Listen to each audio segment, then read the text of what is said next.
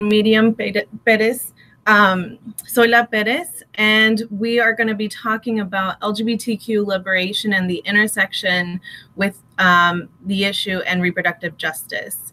So with that, I'd like to introduce myself, Yesenia Chavez. I'm the Immigrant Women's Health and Rights Policy Analyst here at the National Latina Institute for Reproductive Health. And I'd like to turn it over for our guests to introduce themselves. Kory?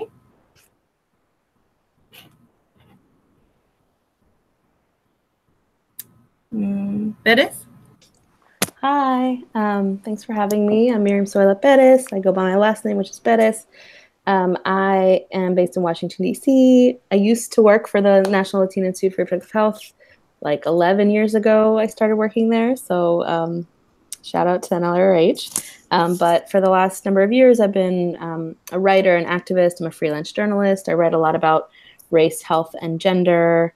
I also host a couple of podcasts and do a bunch of different things that I'm sure will come up in the conversation, but I'm happy to be here. Thank you for joining us. Kory, would you like to introduce yourself? Looks like we might have lost him. Kory. He's frozen. We've been having technical difficulties today. I don't know if it's like the full moon or something. So I would just like to mention Kory Masen is the Racial and Economic Justice Policy Advocate at the National Center for Transgender Equality and an advocate for trans rights in general. So I'm sure we can get him back in a couple of seconds. But why don't we go ahead and get started and have Pérez share with us maybe your thoughts on why we're talking about this. What does LGBTQ liberation have to do with reproductive justice?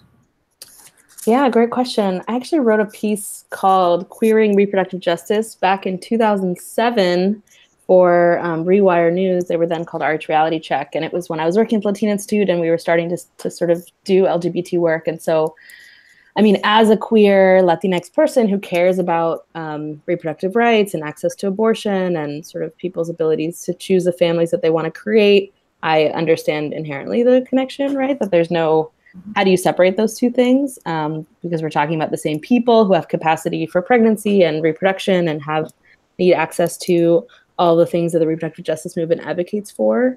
And, you know, the arguments for separating the two are often from a real sense of a privilege, like hetero, cisgender, like white male perspective, which is what I was responding to at the time. So I think that for those of us who live lives at the intersections of lots of identities, it makes total sense that the two movements need to be in relationship with each other. And I'm glad to see that there's a lot more crossover these days than there were, 10 years ago. Absolutely. Kory, I am happy you got back on here. I'd like to ask, what does Pride Month mean to you? We're celebrating Pride Month in June. And as we're talking about reproductive justice, I'm just wondering, what does that mean to you?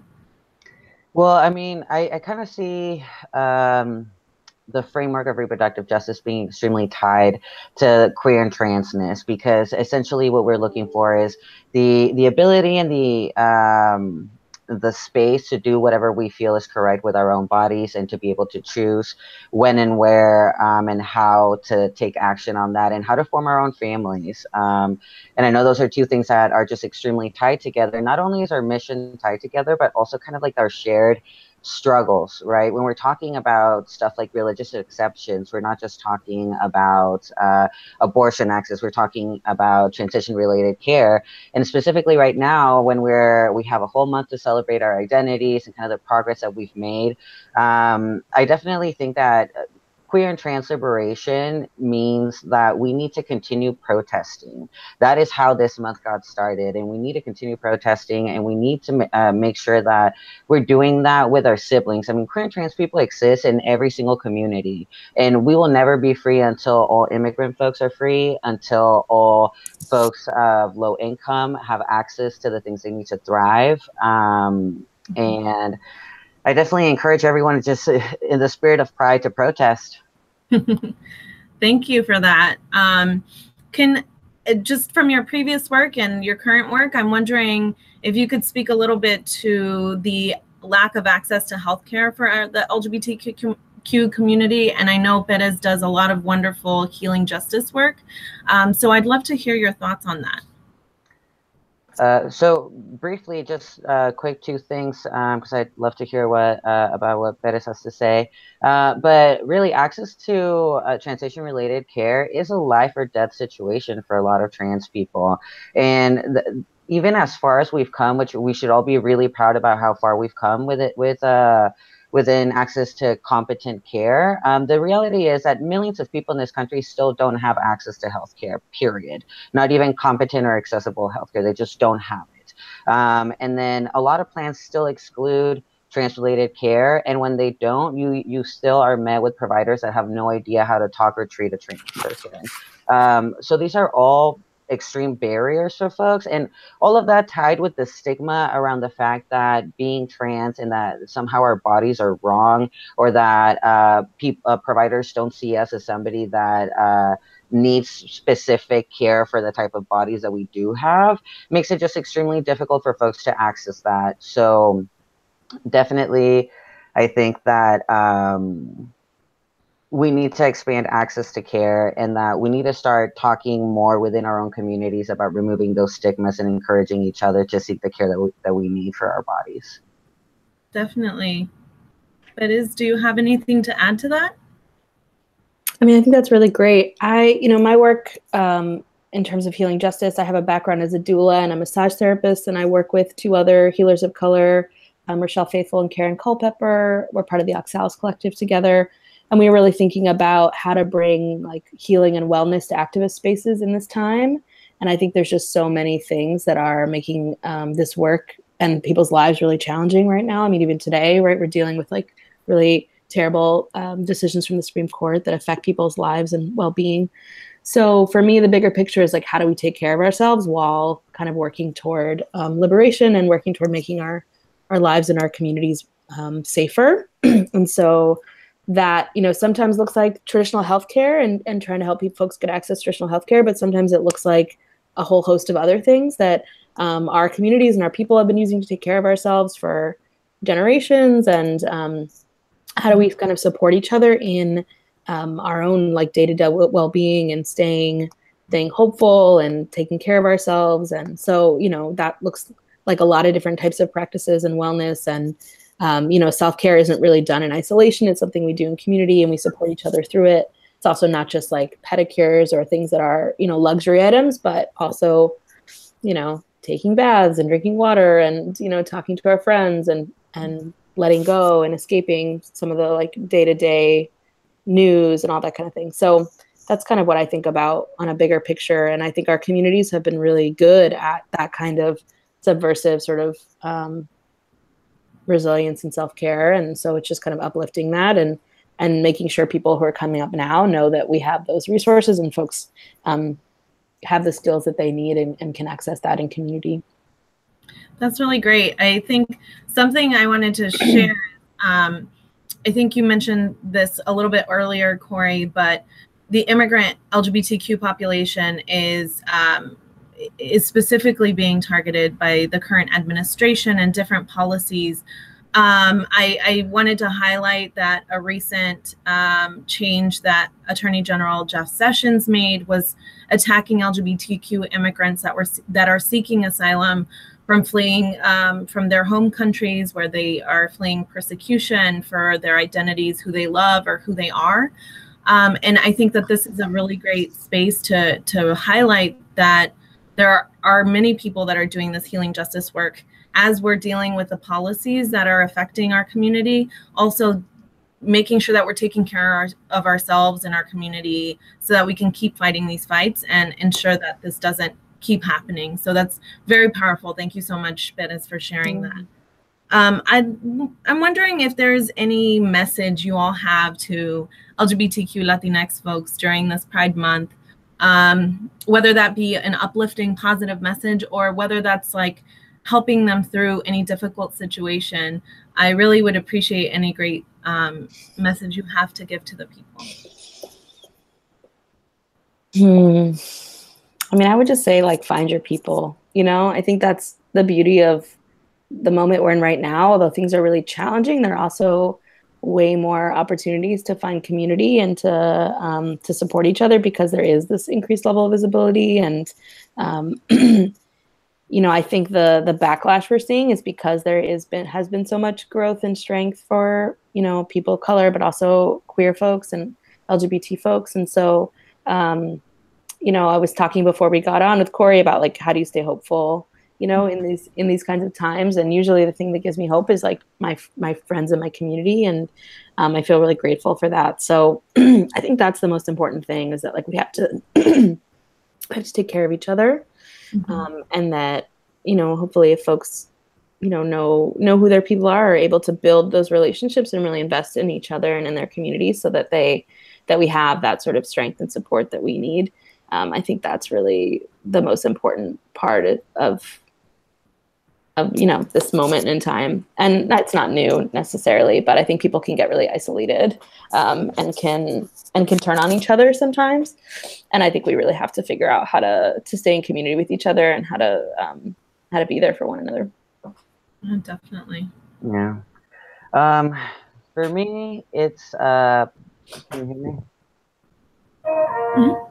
Well, for me, one of the things that keeps me going and something that I like to share with people is that we should never forget where we came from and how we got to where we are today. Kind of what I was talking about earlier about protesting is that, you know, as people of color, as queer people, as trans people, as people that have overcome poverty, as immigrants, as folks that had come from nothing, all of us need to understand that not only do we have the struggle running through our veins, which makes us stronger, we have that same resiliency that got us through those struggles. And not only our own personal one, but our ancestors and our trans sisters that have kind of we've inherited that from them.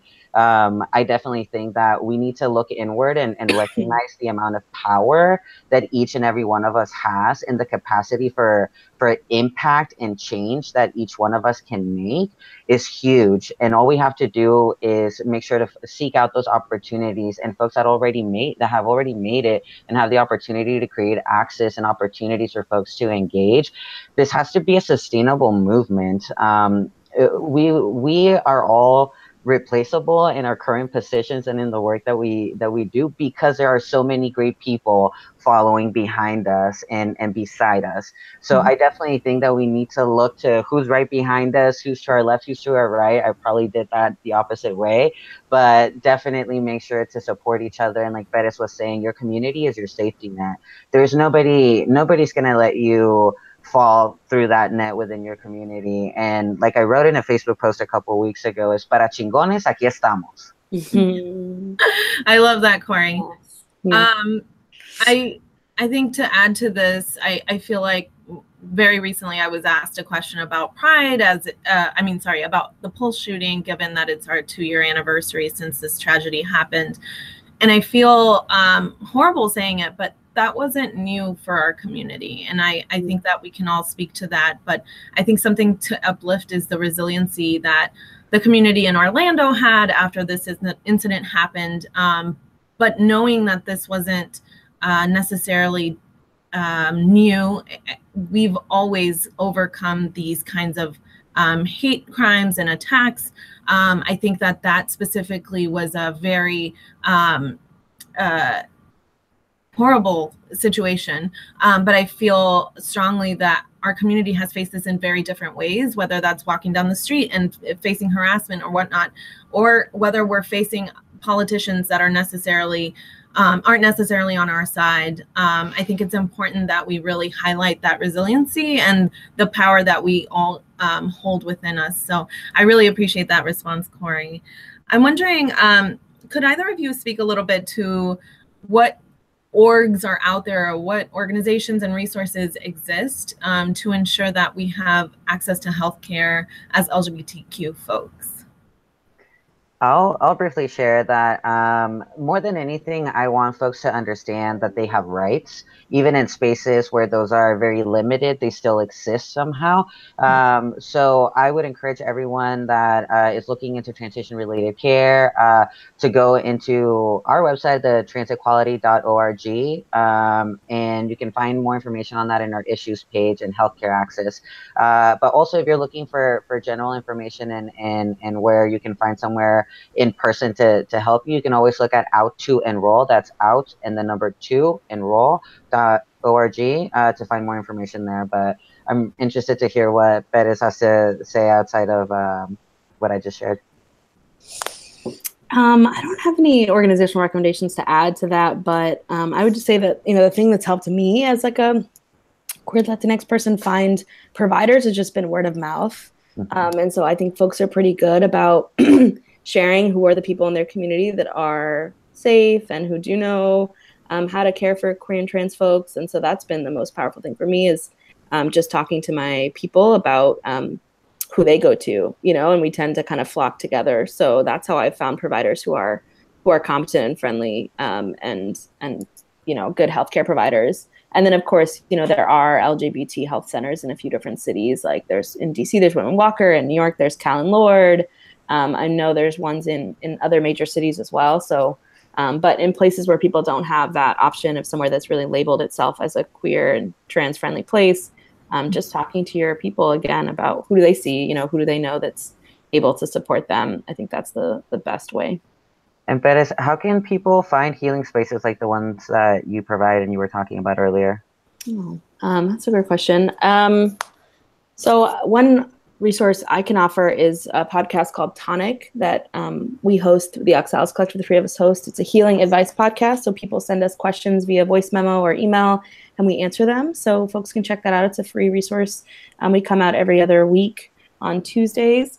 And talk about lots of different topics across the spectrum, but particularly from kind of an alternative healing perspective. So my colleague is a shaman and energy worker, and then another colleague, Karen, is an herbalist. So we offer lots of different perspectives on healing through that resource. And then, you know, I think it depends on what community you're in and trying to connect with folks who are doing healing justice work.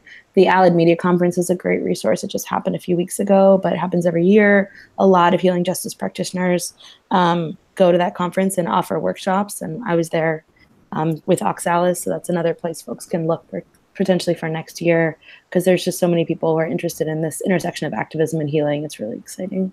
And I would just throw into the mix that as an organizational resource, SAGE is an organization that focuses on access to healthcare for elder LGBTQ adults. And I think that's something really relevant to this conversation. I recently held a conversation about LGBTQ Latinx folks accessing healthcare, financial security, and whatnot as members of different marginalized communities. And I think that's really important, is to raise how we have access in ways that we don't even realize others in our own communities aren't necessarily reaching. So that's very important. I'm wondering if you all have one tidbit you could share about something that you do to make sure you have self-care, whether it's on the weekends or like a day such as you mentioned, Pérez, today we had some pretty disappointing, to put it lightly, decisions coming from the Supreme Court. What are some self-care things you might do today to take care of yourself? That's a great question. I was thinking, asking all the similar thing. Yeah, I mean, there's a lot of different things that I do. One of the things that's been a really big part of my kind of spiritual practice and self-care is I have a very close relationship with my abuela who passed like 4 years ago. So I talk to her a lot. So it's kind of a form of prayer. But I feel her presence pretty strongly and often will kind of look to her when I'm having a hard time and talk to her and, you know, light a candle, different things like that to connect with her. So that's definitely a piece of my spiritual practice and what helps me. And I think a lot of our folks, right, rely on ancestral support. And so that's a big thing. And I, like Kory mentioned, you know, think about the things that she dealt with and the things that she survived. And that gives me some inspiration for my own challenges. And then, yeah, just kind of trying to experience, figure out how to experience joy and pleasure even amidst challenge, right? It can be easy to get really sucked into what's hard or what's wrong. But Adrienne Maree Brown is kind of a big inspiration for me and her work. And she talks about pleasure activism. So it's like we need to know kind of what it feels like to feel well supported and well cared for, and to feel joy and pleasure even in the midst of challenge and apocalypse, so that we know when that is being taken away from us, so we know like when our conditions are really being changed. So that's something I think about too. So what are the things I can do to kind of escape, or, so what's like the trashy TV show I'm going to watch later, or, take a walk with my dog, or whatever it is, like the really basic things to try and, stay hopeful. What about you all? For me, I think I try to really use the tools that I hope that other people are using as well, like communication. I think that particularly with the current context that in the space that we live in, and the type of work that we're in, it's so personal, right? And there's really very little escaping it. And I do think that being able to communicate with my colleagues and folks in the movement and let them know that I really need a step back, or I need some space to either like work from home, or just be able to process everything that's going on. And I was telling Pérez earlier that I already broke down last week. I'm saving the rest of it for this week's breakdown. But I mean, it's okay not to be super strong all the time, and it's okay to be vulnerable. And honestly, once I started embracing the fact that I am very vulnerable and I do feel a personal impact to the work that we're doing, I feel like I've been able to show up more fully and really reinvest in the work. And I also just try to do things that are within my control, right? Like I clean my house because I can do that and it'll end up the way that I want it to. And I also try to make food and make time to be with my friends and share kind of what I'm going through, and let them share with me. And like you were saying, Pérez, too, like the community aspect of it, and making sure that we're supporting each other. But sometimes it's also just good to like call my mom and ask her like how the weather is in Tijuana, and like just get distracted and wish I was at the beach somewhere. What about you, Yesenia? Definitely. I'm actually heading home for a little bit to work from Houston because NLRH is expanding there, but also to see my family, which I'm very excited about. And in general, I love taking the time to experience the outdoors and just be out in nature, whether that's doing a nice hike or going swimming somewhere. It just is always really nice to reconnect with something that is always there and like feels like going home, honestly. But I did want to switch it over a little bit. I'm wondering, just because it seems like the space, I want to like go back to talking about reproductive justice and maybe speak a little bit to why we're starting to use the term Latinx and how that is reproductive justice for our organization. That's something we're very passionate about, and ensuring that other partner organizations start to understand the lexicon we're using and how it's important to us. But I'd love to hear your thoughts on that. It's really interesting because I feel like when Pulse happened 2 years ago, that was like a turning point for the term Latinx, because of the media. That was like the increased media attention to the specifically like LGBT Latinx community. Like I was writing for Color Lines at the time, and I wrote a personal essay about Pulse, and that was the first time we had used that term in the piece that I wrote, and then we started using it moving forward. And I just think there were other examples of that in the media, just because this particular intersection of the community got more attention, and it had been something that we had been using kind of, I think, in our communities and online for a little bit before that. But predating the X was the @ sign. And then the X became a thing. I mean, I think it's really cool the way that language can evolve. And it's important because it allows for representing the entire community without picking the masculine, Latino, which is often the neutral in Spanish, considered the neutral, or saying Latino, like the A or the O. So it allows room for people who are non-binary or genderqueer, don't identify as male or female. And I think it's pretty amazing how much that's spread. And it's pretty mainstream at this point to do it. Some people, say, well, it's so English sounding. Well, you can also say Latinx, which some people do, which is more of the Spanish language version of the term. But I think it's kind of beautiful the way that we're adapting the language to make room for people of all different gender identities, but specifically trans and non-binary folks who, so we can pick a term that represents everyone and doesn't exclude anybody from that label. Definitely. Kory, any thoughts on that? I think that was perfect. I just think that, like, some folks always argue that, oh, why are you making the language more complicated? Like, we need to change hearts and minds before change. It's like, no, really actually using this language and claiming it and using it to self-identify and to talk about our community is changing the culture and the way that we view our communities and are able to actually build an inclusive language for folks that represents all of the identities within the culture, right? So I definitely ditto everything that Pérez was just talking about. Wonderful. I'm wondering if you could share any closing thoughts on this issue, and just I want to make sure that when we leave here, or anyone who's watching is very clear on, like, this. It's inherently one and the same. Reproductive justice is LGBTQ liberation just as much as LGBTQ liberation is reproductive justice. So any closing thoughts on that?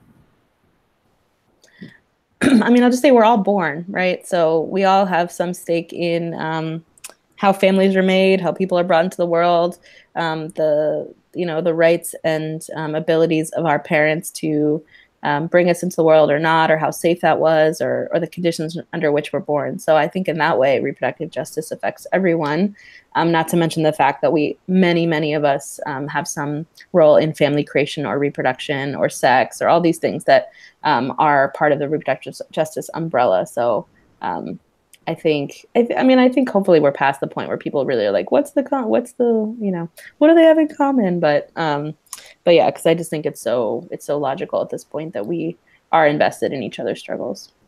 Yeah. And I'll just add to that, like, queer and trans people have been facing, like, countless obstacles to access to quality healthcare. And that includes, like I was talking about earlier, discrimination, folks refusing to treat us, folks being ignorant on how to provide transition-related care, but also how to provide basic care for trans people. Like my colleague likes to say, I don't go to the trans doctor to get my trans teeth cleaned, and I love it when she when she mentions that, because it's so true. We're also talking about a whole community, like the trans community, that when we're talking about reproductive justice, right, we want to make sure that people are getting their, like, annual exams, or getting their pelvic exams, or getting mammograms, and, like, all these things. But those also apply to trans people's bodies. We're just it's just that our bodies are not normative to what people consider normative. I mean, and that creates a stigma on us. And the fact that the culture of how we talk, again, back to language, how we talk about reproductive health needs to be more inclusive. And I think that definitely this is an area of growth for folks that are advocating within reproductive justice. And I know that a lot of folks are definitely at the forefront of that, but I definitely think that it needs to trickle down to the providers and the health insurance plans, and anyone that might come into contact with queer and trans folks. Absolutely. I really appreciate that. I just wanted to raise that for me.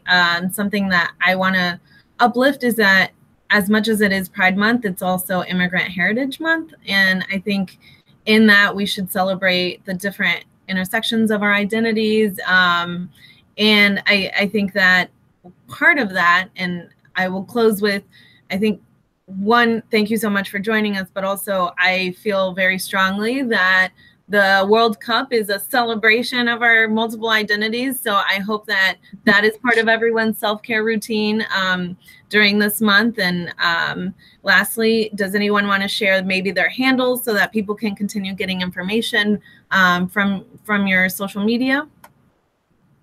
I'm really bad at the Twitter game, but you can find me everywhere on social media at Kory Presente. That's Kory Presente, Presente. Yeah. And I'm pretty much everywhere at Miriam, Miriam Z Perez, Perez.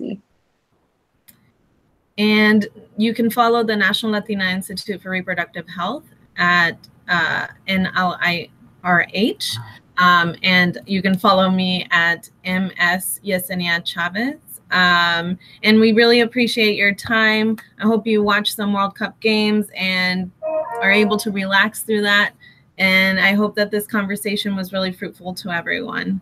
Thank you so much. Thank you.